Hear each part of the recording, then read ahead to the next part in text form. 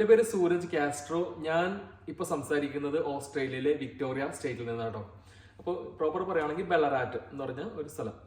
അപ്പോൾ ഞാൻ ഇന്ന് നിങ്ങളുടെ അടുത്ത് സംസാരിക്കാൻ പോകുന്ന ടോപ്പിക്ക് എന്താണെന്ന് വെച്ചിട്ടുണ്ടെങ്കിൽ നമ്മളുടെ വീട്ടിൽ സോളാർ പാനൽ ഇൻസ്റ്റാൾ ചെയ്യുന്നതുമായിട്ട് ബന്ധപ്പെട്ടാട്ടോ.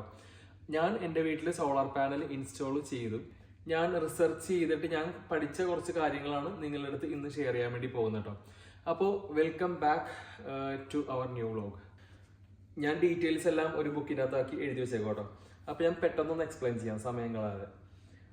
നമുക്ക് 3 ഓപ്ഷൻസ് ആണ് സോളാർ പാനൽസ് ഉള്ളത് കേട്ടോ.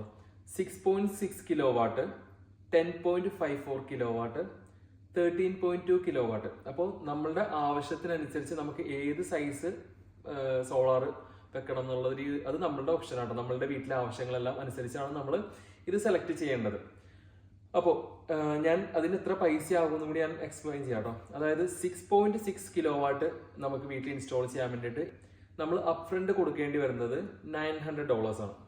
പിന്നെ 10.54 കിലോ വാട്ട് സ്റ്റാർട്ടിംഗ് പ്രൈസ് ആട്ടോ ഇതെല്ലാം പറയണേ. നമുക്ക് വേണമെങ്കിൽ ഇതെല്ലാം അതിന്റെ മേലിലേക്ക് പോകും. അതായത് quality of panels, quality of inverter എല്ലാം നോക്കിയിട്ട് അതിന്റെ മേലിലേക്കെല്ലാം പോകും. അപ്പോൾ സ്റ്റാർട്ടിംഗ് പ്രൈസാണ് ഞാൻ പറയുന്നത് കേട്ടോ. അപ്പോൾ 6.6 ആണെന്നുണ്ടെങ്കിൽ നമ്മുടെ പോക്കറ്റിൽ നിന്ന് ആദ്യമേ കൊടുക്കേണ്ടത് $900. 10.54 കിലോ വാട്ട് ആണെന്നുണ്ടെങ്കിൽ നമ്മൾ ആദ്യമേ കൊടുക്കേണ്ടത് $2400. പിന്നെ 13.2 കിലോ വാട്ട് ആണെന്നുണ്ടെങ്കിൽ നമ്മൾ ആദ്യമേ നമ്മുടെ പോക്കറ്റിൽ നിന്ന് കൊടുക്കേണ്ടത് $3200 ആട്ടോ. പിന്നെ അടുത്ത ഗവൺമെന്റിന്റെ ഗ്രാൻഡിന്റെ കാര്യം പറയാം. ഗവൺമെന്റ് ഗ്രാൻഡ് ഓക്കെ, നമ്മൾ ഈ പറഞ്ഞ പൈസ എല്ലാം 6.6 ആണെങ്കിൽ $900, 10.54 ആണെന്നുണ്ടെങ്കിൽ $2400, 13.2 ആണെന്നുണ്ടെങ്കിൽ $3200 നമ്മുടെ പോക്കറ്റിൽ നിന്ന് ആദ്യമേ കൊടുക്കണം. ഓക്കെ, പിന്നെ ഇനി ഗവൺമെന്റ് ഗ്രാൻഡിന്റെ കാര്യം പറയാം കേട്ടോ. അപ്പോൾ ഗവൺമെന്റ് ഗ്രാൻഡ് നമുക്ക് തരുന്നത് എന്ന് വെച്ചിട്ടുണ്ടെങ്കിൽ 1400 പ്ലസ് 1400, അതായത് ഗവൺമെന്റ് നമുക്ക് $1400 തരും ഗ്രാൻഡായിട്ട്.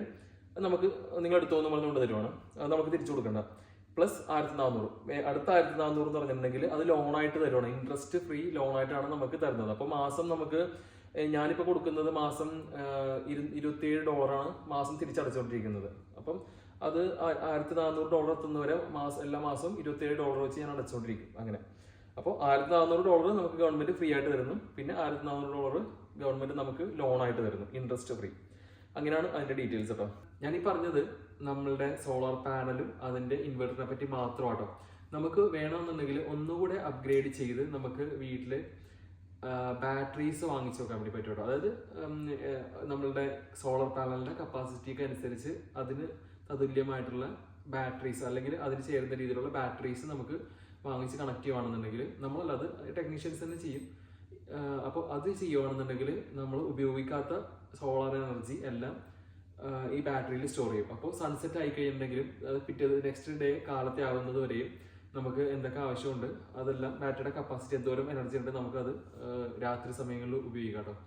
അപ്പോൾ നമുക്ക് അല്ലെങ്കിൽ പകൽ സമയത്ത് നമ്മൾ എക്സ്ട്രാ ഉള്ള എനർജി നമ്മൾ ഗ്രിഡിലേക്ക് കണക്ട് ചെയ്യണം. അതായത് നമ്മൾ ഉപയോഗിക്കാത്ത സോളാർ എനർജി എല്ലാം, ഇലക്ട്രിസിറ്റി എല്ലാം നമ്മൾ ഗ്രിഡിലേക്ക് നമ്മൾ പുറത്തേക്ക് വിടും, ഗവൺമെന്റിലേക്ക് നമ്മൾ വിൽക്കും. അപ്പോൾ ശരിക്കും ഇന്നത്തെ റേറ്റിൽ ശരിക്കും 3 സെന്റാണ് നമുക്ക് 1 കിലോ വാട്ടിന് കിട്ടുന്നത് കേട്ടോ. പക്ഷെ നമ്മൾ പുറത്തുനിന്ന് വാങ്ങിക്കുമ്പോഴത്തേക്കും എബവ് 30 സെന്റാണ്, 36 39 അങ്ങനെ എന്തോ അങ്ങനെയാണ് ഞാൻ മനസ്സിലാക്കിയിട്ടുള്ളത് കേട്ടോ.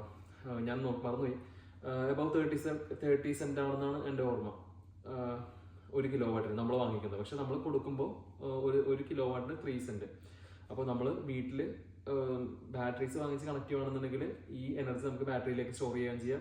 നമുക്ക് രാത്രി ആകുമ്പോഴത്തേക്കും പുറത്തുനിന്ന് നമുക്ക് കറണ്ട് വാങ്ങിക്കേണ്ട ആവശ്യമില്ല. ഓൾറെഡി ബാറ്ററി ഉള്ളതുകൊണ്ട് നമുക്ക് ബാറ്ററിയിൽ തന്നെ ഉപയോഗിക്കാം. അത് നമ്മളൊന്നും അറിയേണ്ട കേട്ടോ. നമ്മളൊന്നും സ്വിച്ച് മാറ്റി പിടിപ്പിക്കുക ഒന്നും വേണ്ട. ഓട്ടോമാറ്റിക് ആയിട്ട് തന്നെ ഇതെല്ലാം പ്രവർത്തിച്ചോളും. നമ്മളുടെ വീട്ടിൽ കറണ്ട് ഇല്ലാതാകുമ്പോൾ മാത്രമേ അതായത് പകൽ സമയത്ത്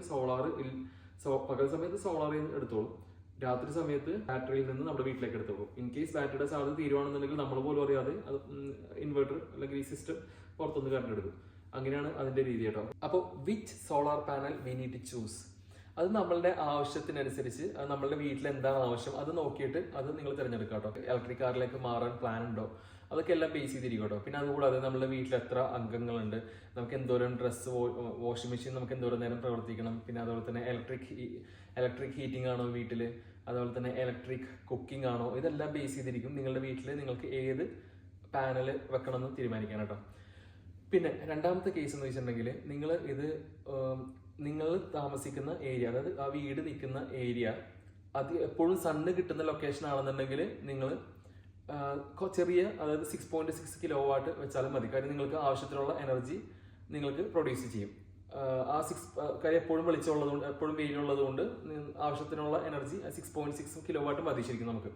പക്ഷെ അതേസമയം നിങ്ങൾ താമസിക്കുന്ന ഏരിയ കൂടുതൽ വിന്റർ ആയിട്ടുള്ള ഏരിയ ആണ്, നമുക്ക് അധികം സണ്ണി അല്ല, എന്നാൽ സണ്ണുണ്ട്, അങ്ങനെയൊക്കെ അത്ര പവർഫുൾ ലൈറ്റ് അല്ലാത്തൊരു സ്ഥലത്താണെന്നുണ്ടെങ്കിൽ നിങ്ങൾ മാക്സിമം പാനൽസ് കൂട്ടാൻ വേണ്ടി ശ്രമിക്കുക. കാര്യം വേറെ ഒന്നും കൊണ്ടല്ല, നമുക്ക് ഇപ്പോൾ എക്സാമ്പിൾ പറയുകയാണെന്നുണ്ടെങ്കിൽ നമുക്ക് ചില ദിവസം ചിലപ്പോൾ മിക്കവാറും ഇപ്പോൾ വിന്ററൊക്കെ തുടങ്ങി കഴിഞ്ഞിട്ടുണ്ടെങ്കിൽ നമുക്ക് എപ്പോഴും സണ്ണ് കിട്ടിയെന്ന് വരില്ല. അപ്പം വെളിച്ചം ഉണ്ടാവും, പക്ഷെ അത്ര പവർഫുൾ വെളിച്ചമായിരിക്കില്ല, അല്ലെങ്കിൽ നല്ല കട്ടി വെയിലായിരിക്കില്ല. അപ്പോൾ നമുക്ക് മാക്സിമം പാനൽസ് കൂട്ടിക്കഴിഞ്ഞിട്ടുണ്ടെങ്കിൽ ഉള്ള വെളിച്ചത്തിൽ നിന്ന് മാക്സിമം പാനൽ വെച്ചിട്ട് നമുക്ക് ആവശ്യത്തിനുള്ള എനർജി നമുക്ക് വീട്ടിൽ പ്രൊഡ്യൂസ് ചെയ്യാം. അപ്പോൾ അതൊരു ഫാക്ടർ ആട്ടോ. നിങ്ങൾ നിൽക്കുന്ന വീടിന്റെ ലൊക്കേഷൻ, അതായത് വിന്റർ കൂടുതലുള്ള ഏരിയ അല്ലെങ്കിൽ സണ്ണ് അധികം ഇല്ലാത്ത ഏരിയ ആണെന്നുണ്ടെങ്കിൽ നിങ്ങൾ പാനൽസ് കൂട്ടുക, നമ്മളുടെ എനർജി ജനറേറ്റ് ചെയ്യുക. നല്ല സണ്ണുള്ള സ്ഥലത്താണെന്നുണ്ടെങ്കിൽ കുറച്ച് പാനൽസ് മതി, അതായത് 6.6 കിലോ വാട്ട് അല്ലെങ്കിൽ അതിന് താഴെയാണെന്നുണ്ടെങ്കിൽ കുഴപ്പമില്ല, നമുക്ക് ആവശ്യത്തിനുള്ള എനർജി അതിൽ നിന്ന് പ്രൊഡ്യൂസ് ചെയ്യുക. പിന്നെ അടുത്തതായിട്ട് പറയാൻ വേണ്ടിയിട്ട്, നിങ്ങൾ സോളാർ പാനൽ ഇൻസ്റ്റോളറിനെ നോക്കുമ്പോഴത്തേക്കും ഈ ഫീൽഡിൽ അധികം എക്സ്പീരിയൻസ് ഉള്ള ആൾക്കാരെ തന്നെ നോക്കണം കേട്ടോ. കാര്യം നമ്മൾ ഗൂഗിളിൽ സെർച്ച് ചെയ്ത് നോക്കിയിട്ടുണ്ടെങ്കിൽ, കാര്യം നമ്മളെപ്പോഴും മാക്സിമം ബെനിഫിറ്റിൽ ഏറ്റവും റേറ്റ് കുറവിൽ ചെയ്ത് തരുന്ന ആൾക്കാരാണ് നമ്മൾ ജനറലി നോക്കുന്നത്. ഞാനും അങ്ങനെ നോക്കിയിട്ടുണ്ടായിരുന്നു കേട്ടോ. പക്ഷേ നിങ്ങൾ ശ്രദ്ധിക്കേണ്ട ഒരു കാര്യം എന്ന് വെച്ചിട്ടുണ്ടെങ്കിൽ, ചിലപ്പോൾ നമ്മൾ അധികം റേറ്റ് കുറഞ്ഞ് ചെയ്യുമ്പോൾ അറിയാത്ത ഇൻസ്റ്റോളർ ആണെന്നുണ്ടെങ്കിൽ, അവർക്ക് ഈ ഫീൽഡിൽ അധികം എക്സ്പീരിയൻസ് ഇല്ല, അങ്ങനത്തെ ഒരു കമ്പനി ആണെന്നുണ്ടെങ്കിൽ ചിലപ്പോൾ അവർ വന്ന് ഇൻസ്റ്റോൾ ചെയ്യുന്ന സമയത്ത് പല പ്രശ്നങ്ങളുണ്ടാവാം. അത് ഒന്നാമത്തെ പ്രശ്നം എന്ന് വെച്ചിട്ടുണ്ടെങ്കിൽ, ചിലപ്പോൾ അവർ ഇൻസ്റ്റോൾ ചെയ്യുന്ന സമയത്ത് കറക്റ്റ് പാനൽ വെക്കേണ്ട ഒരു ലൊക്കേഷൻ ഉണ്ട് വീടിന്റെ മുകളിൽ, കറക്റ്റ്, അതായത് പൊസിഷൻ ചെയ്യേണ്ട പല സ്ഥലങ്ങളുണ്ട്. അതായത് ഇപ്പം ഓരോ വെസ്റ്റും ഈസ്റ്റൊക്കെ ആയിട്ട് പാനൽസ് പൊസിഷൻ ചെയ്യണം. ആ പൊസിഷൻ ചെയ്യുന്നതിൽ മിസ്റ്റേക്ക് പറ്റിക്കഴിഞ്ഞിട്ടുണ്ടെങ്കിൽ നമ്മളുടെ സോളാർ പാനലിലേക്ക് നല്ല രീതിയിൽ വെയിലടിക്കാതെ വരികയും ചെയ്യും. പിന്നെ അതുപോലെ തന്നെ നമുക്ക് എനർജി അത്രക്ക് കിട്ടുകയും ചെയ്യില്ല. മനസ്സിലായോ? നമ്മൾ നോക്കുമ്പോഴത്തേക്ക് സോളാർ പാനൽ ഇൻസ്റ്റാൾ ചെയ്തിട്ടുണ്ട്, പക്ഷേ നമുക്ക് ആവശ്യത്തിനുള്ള പ്രൊഡക്ഷൻ നമുക്ക് നടക്കുന്നില്ല. അതിനുള്ള കാരണം ചിലപ്പോൾ അവർ ചെയ്ത പൊസിഷനിലുള്ള പ്രശ്നമായിരിക്കും. കറക്റ്റ് രീതിയിൽ ലൈറ്റ് അതിലേക്ക് പാനൽസിലേക്ക് കിട്ടുന്നില്ല. അപ്പോൾ അതുകൊണ്ട് നമുക്ക് നല്ല രീതിയിൽ എനർജി കിട്ടുന്നില്ല. ഒരു റീസൺ അത്. രണ്ടാമത്തെ റീസൺ എന്ന് വെച്ചിട്ടുണ്ടെങ്കിൽ, അവർ അധികം എക്സ്പീരിയൻസ് ഇല്ലാത്ത ആൾക്കാരാണെന്നുണ്ടെങ്കിൽ നമുക്കറിയില്ലല്ലോ ഇൻസ്റ്റലേഷൻ ചെയ്യാൻ വേണ്ടി വരുന്ന ആൾക്കാർ ഏത് രീതിയിലേക്കാണ് പിടിപ്പിക്കുന്നത്. കാരണം അവർ റൂഫിന്റെ മേളിൽ കയറി പിടിപ്പിക്കുന്നു, നമ്മളൊന്നും അറിയുന്നില്ല, നമ്മൾ താഴത്തായിരിക്കും. അപ്പോൾ ഇപ്പം മേളിൽ കയറി സ്ക്രൂ ചെയ്യുന്ന സമയത്ത് അത് കറക്റ്റ് രീതിയിൽ സ്ക്രൂ ചെയ്ത് പിടിപ്പിച്ചില്ലെങ്കിൽ, നമ്മൾ റൂഫിലേക്കാണല്ലോ സ്ക്രൂ ചെയ്യുന്നത്. അപ്പോൾ കറക്റ്റ് രീതിയിൽ സ്ക്രൂ ചെയ്തില്ലെങ്കിൽ അവിടെ ഒരു ഹോൾ ഉണ്ടാവാനും അതിൽ ചെറിയ ഗ്യാപ്പ് വരാനും, പിന്നെ അവരെ ഇൻസ്റ്റലേഷനൊക്കെ എല്ലാം അവർ പോയി കഴിഞ്ഞ് പിന്നെ ഫ്യൂച്ചറിൽ മഴ പെയ്ത് കഴിയുമ്പോഴത്തേക്കും വെള്ളം അതിനകത്തൂടെ ഇറങ്ങി നമ്മുടെ വീടിന്റെ മുകളിലേക്ക് വീഴാൻ സാധ്യതയുണ്ട്. പക്ഷെ നമ്മൾ ഇവിടുത്തെ ഇപ്പോൾ ഓസ്ട്രേലിയയിലെ ഇപ്പോൾ പ്രത്യേകിച്ച് വിക്ടോറിയ സ്റ്റേറ്റും ന്യൂ സൗത്ത് വെയിൽസ് ഒക്കെ നോക്കിയിട്ടുണ്ടെങ്കിൽ നമുക്ക് അധികം അറിയാൻ വേണ്ടി പറ്റില്ല ചെറിയ ലീക്ക് ആണെന്നുണ്ടെങ്കിൽ. കാര്യം ഈ നമ്മളുടെ റൂഫിന്റെ മുകളിലും നമ്മളുടെ ഈ ഭിത്തിയുടെ അകത്തെല്ലാം ശരിക്കും ഒരു റോ കൂള് ഇട്ടിട്ടുണ്ട്. കാര്യം എന്താ പറയാ, വെതർ പുറത്ത് തണുപ്പാകുമ്പോഴത്തേക്കും വീടിന്റെ അകത്തേക്ക് തണുപ്പ് കയറാതിരിക്കാൻ വേണ്ടിയിട്ട് ഫുള്ള് റോ കൂൾ ഇട്ടേക്കാണ്. ഇത് ഡബിളാണ്. ഇവിടെ ഇതൊരു ജിപ്സം, പിന്നെ അപ്പുറത്തൊരു ബ്രിക്കും ഉണ്ട്. അപ്പോൾ അതിന്റെ സെന്ററിൽ ആ ഗ്യാപ്പ് അവർ റോ കൂളിട്ടാണ് ഫില്ല് ചെയ്തേക്കുന്നത്, ടെമ്പറേച്ചർ മെയിൻറ്റെയിൻ ചെയ്യാൻ വേണ്ടിയിട്ട്. അപ്പോൾ ചെറിയ ലീക്കൊക്കെ ആണെന്നുണ്ടെങ്കിൽ ഈ വെള്ളം താഴത്തേക്ക് കിനിച്ചിറങ്ങി ഈ റോ കൂൾ മുഴുവൻ പിടിക്കും. അങ്ങനെ പതുക്കെ പതുക്കെ പതുക്കെ നമ്മൾ പോലും അറിയില്ല നമ്മളുടെ വീട് നശിച്ചുകൊണ്ടിരിക്കുന്നത്. അപ്പൊ നമ്മൾ നോക്കുമ്പോഴത്തേക്ക് ലീക്കൊന്നും ഇല്ല, പക്ഷെ ഈ വീഴുന്ന വെള്ളമെല്ലാം ഈ റോക്കോളായിരിക്കും, സ്പോഞ്ച് പോലെ ഇരിക്കും, അതാണ് ഈ പിടിച്ചുകൊണ്ടിരിക്കുന്നത്. അപ്പോൾ അതൊരു വലിയൊരു പ്രശ്നം ആവാൻ സാധ്യതയുണ്ട്. അപ്പം നിങ്ങൾ എന്താണെന്നുണ്ടെങ്കിലും എപ്പോഴും നോക്കുമ്പോൾ റിലയബിൾ ആയിട്ടുള്ള അല്ലെങ്കിൽ ഈ ഫീൽഡിൽ നല്ല രീതിയിൽ എക്സ്പീരിയൻസ് ഉള്ള ആൾക്കാരെ സെലക്ട് ചെയ്യാം കേട്ടോ. പിന്നെ മൂന്നാമത്തെ റീസൺ എന്ന് വെച്ചിട്ടുണ്ടെങ്കിൽ, നമുക്ക് ഫ്യൂച്ചറിൽ നമ്മളുടെ സോളാർ സിസ്റ്റം അല്ലെങ്കിൽ സോളാർ പാനൽ അല്ലെങ്കിൽ നമ്മളുടെ ഇൻവെർട്ടറിൽ എന്തെങ്കിലും പ്രശ്നം അല്ലെങ്കിൽ കണക്ഷനിൽ എന്തെങ്കിലും പ്രശ്നം വന്ന് നമുക്ക് പവർ ജനറേറ്റ് ചെയ്യുന്നില്ല, അങ്ങനെ ഒരു സംഭവം വരുവാണെന്നുണ്ടെങ്കിൽ റിലയബിൾ ആയിട്ടുള്ള കമ്പനി ആണെന്നുണ്ടെങ്കിൽ നമുക്ക് അവരെ വിളിക്കാം, അഡ്വൈസ് ചോദിക്കാം, അല്ലെങ്കിൽ അവർ ഓടി വരും വീട്ടിലേക്ക്. അങ്ങനെ പല നമുക്ക് ഹെൽപ്പ് ഉണ്ട്.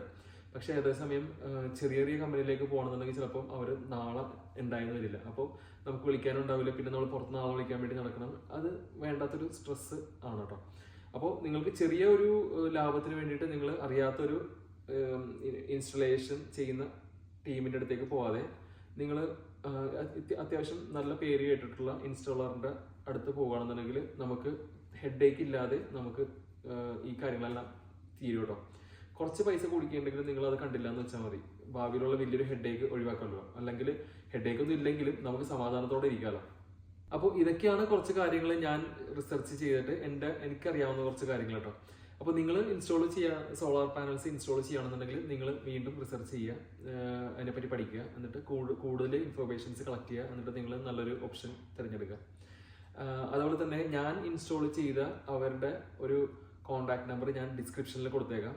നിങ്ങൾക്ക് വേണമെന്നുണ്ടെങ്കിൽ അവർ ത്രൂ വേണമെങ്കിൽ ചെയ്യാം, കുഴപ്പമൊന്നുമില്ല. എനിക്കിപ്പോൾ ഇൻസ്റ്റലേഷൻ ചെയ്തിട്ട് ഞാൻ ശരിക്കും ഇപ്പോൾ ഒരു മാസം ആയി. പക്ഷേ അതുകൊണ്ട് ഒരു മാസം ആയിട്ടുള്ളൂ, അതുകൊണ്ട് എനിക്ക് റിവ്യൂ പറയാനായിട്ടില്ല. പക്ഷേ എൻ്റെ ഫ്രണ്ട്സിൻ്റെ അത് 4-5 പേരുടെ വീട്ടിൽ ഇവരാണ് ചെയ്തത്. പക്ഷെ അവർക്ക് വേറെ പ്രശ്നങ്ങളൊന്നുമില്ല, അവരെല്ലാം ഓക്കെയാണ്, ഹാപ്പിയാണ്. അതുകൊണ്ടാണ് ഞാൻ ഇവർ വഴിയായിട്ട് പോകാൻ കാരണം കേട്ടോ. അപ്പോൾ എനിക്ക് പ്രത്യേകിച്ച് ഞാൻ പ്രൊമോഷനൊന്നും ചെയ്യുന്നതല്ല അവരെ, പക്ഷെ നിങ്ങൾക്ക് വേണമെന്നുണ്ടെങ്കിൽ അവരെ കോൺടാക്ട് ചെയ്യാം, കുഴപ്പമില്ല. ഞാൻ ഇതുപോലെ എൻ്റെ ഫ്രണ്ട്സിൻ്റെ അവർ വീട്ടിൽ ചെയ്തത് കുഴപ്പമില്ല എന്നവർ പറഞ്ഞുകൊണ്ടാണ് ഞാൻ അങ്ങനെ പോയത് കേട്ടോ. അപ്പോൾ നിങ്ങളും ഈ പറഞ്ഞ പോലെ നിങ്ങൾ ഇൻസ്റ്റാൾ ചെയ്യുകയാണെന്നുണ്ടെങ്കിൽ, നിങ്ങൾ സോളാർ പാനൽസ് ഇൻസ്റ്റാൾ ചെയ്യുമ്പോൾ നിങ്ങളുടെ ലൊക്കേഷനിലുള്ള അല്ലെങ്കിൽ നിങ്ങൾക്ക് അറിയാവുന്ന ഫ്രണ്ട്സ് ആരെങ്കിലും ഇപ്പോൾ സോളാർ പാനൽസ് ഇൻസ്റ്റാൾ ചെയ്തിട്ട് എല്ലാം ഓക്കെയാണ്, അടിപൊളിയാണെന്ന് പറയുകയാണെന്നുണ്ടെങ്കിൽ ബെറ്റർ അവർ വഴിയായിട്ട് പോവുക. അങ്ങനെ പരിചയത്തിൽ പോകുന്നതാണ് കുറച്ചുകൂടെ നല്ലതെന്നാണ് കേട്ടോ എനിക്ക് തോന്നുന്നത്. ബെറ്റർ അറിയാത്ത കമ്പനിയിലേക്ക് നമ്മൾ പോകാതെ. അപ്പോൾ ഞാനിപ്പോൾ ഈ പറഞ്ഞ റേറ്റ്സ് ഉണ്ടല്ലോ, ഞാൻ എത്രയൊക്കെയാണ് റേറ്റ്സ് ഞാൻ പറഞ്ഞല്ലോ, അതെല്ലാം സ്റ്റാർട്ടിങ് പ്രൈസസ് ആട്ടോ. നമ്മൾ സോളാർ പാനൽസിൻ്റെയും ഇൻവെർട്ടറിൻ്റെയും ക്വാളിറ്റി കൂട്ടുന്നതിനനുസരിച്ച് ആ പ്രൈസിൽ കുറച്ച് മേളിലേക്ക് പോകട്ടോ. അപ്പോൾ ഇതൊക്കെയാണ് നമ്മളുടെ ഇന്നത്തെ വീഡിയോയിലെ വിശേഷങ്ങൾ. അപ്പോൾ നമുക്ക് നല്ല ഒരു വീഡിയോ ആയിട്ട് ഇനിയും കാണാം. അതുവരേക്കും ബൈ.